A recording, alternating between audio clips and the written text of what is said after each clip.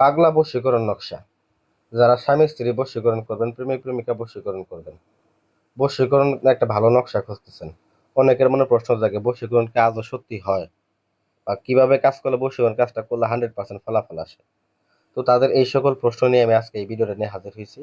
এই ভিডিওতে আমি দেখাবো কিভাবে, আপনাদেরকে শিখাবো কিভাবে নারী এবং পুরুষ বাধ্যগত করতে হয়, কিভাবে কালো জাদুর মাধ্যম দিয়ে বা এই নকশাটার মাধ্যম দিয়ে একজনকে বশীভূত করে তাকে বিয়ে করা যায় বা স্বামীকে বশ করে রাখা যায়।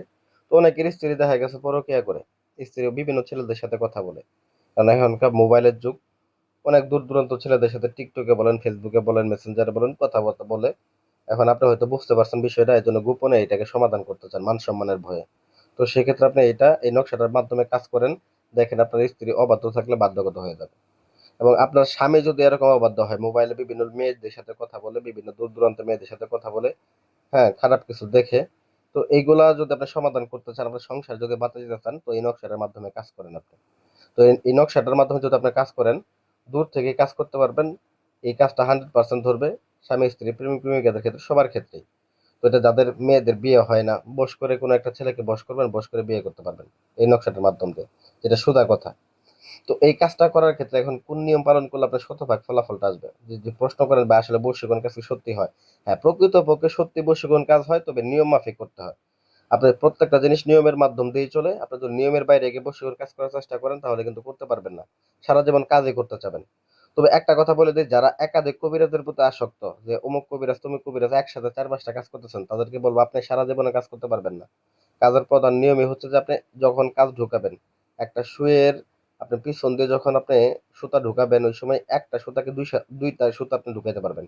যখন আপনি একের অধিক সুতা যখন ঢুকাইতে যাবেন, আপনার সুইয়ের ওই পিছন দিয়ে কিন্তু সুতা ঢুকবে না। তো এই বিষয়টা আপনাকে খেয়াল রাখতে হবে। তো চালান যখন দিবেন, একটাকে দুইটা চালান দিবেন, একাধিক চালান একাধিক লুক দিয়ে যখন চালান ঢুকাইতে যাবেন, ওই সময় কিন্তু ব্যর্থ হয়ে যাবেন। এগুলা বিষয় খেয়াল রাখবেন। এবং বিশেষ করে কাজটা করার ক্ষেত্রে, এগুলা কাজ বলেন বা যে কোনো কাজ করার ক্ষেত্রে অবশ্যই তিন কান করা যাবে না। অবশ্যই আপনার গরুর মাংস খাওয়া যাবে না নিরামিষভোগী হয়ে। বিশেষ করে 24 ঘন্টার জন্য নিরামিষ খাইলেন, আমিষ খাইলেন না 24 ঘন্টা। ব্যাস, তাদের ফলাফল 100% আপনি পেয়ে যাবেন। তো এই নকশা কিভাবে কাজ করবেন? এই নকশা কাজ করা একদম সহজ একটা নিয়ম, এবং এই সহজে আপনার স্বামী স্ত্রীকে পাগল করতে পারবেন। এটার জন্য এই নকশাটা অঙ্কন করতে হবে।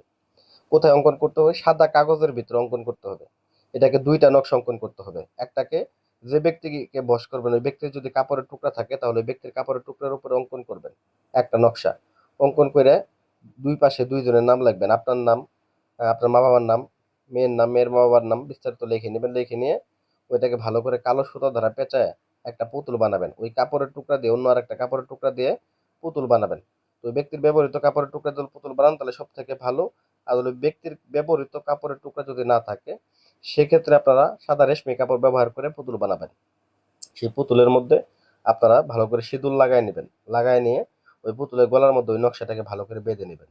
আর একটা নকশা অঙ্কন করবেন কাগজের ভিতরে। অঙ্কন করে আপনার নাম, আপনার মা বাবার নাম, তারপর আপনার যাকে বশ করবেন তার নাম, তার মা বাবার নাম, এগুলো বিস্তারিত লিখে নিয়ে এটাকে একটা তাবিজের মধ্যে ভরবেন। তাবিজটা অবশ্যই রূপার তাবিজ হইতে হবে। রূপার তাবিজের মধ্যে ভরে মোম দিয়ে মুখ বন্ধ করে ওই তাবিজটাকে আপনার হাতের মধ্যে ব্যবহার করবেন।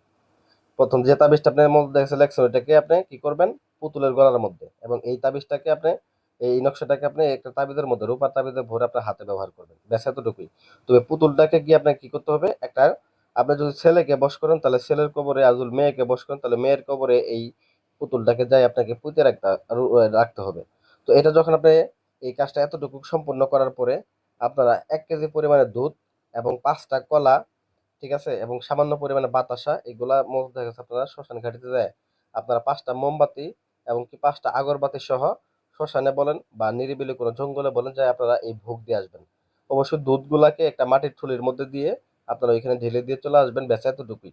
এতটুকু নিয়ম যদি আপনি পালন করতে পারেন, পৃথিবীর যে প্রান্ত থেকে এই বশীকরণ কাজ করেন না কেন, যত বড় মহাপুরুষই হোক না কেন, তার শরীরে যত বড় তাবিজই থাকুক না কেন, 100% বশীভূত হবে, 100% বাধ্যগত হবে আপনার।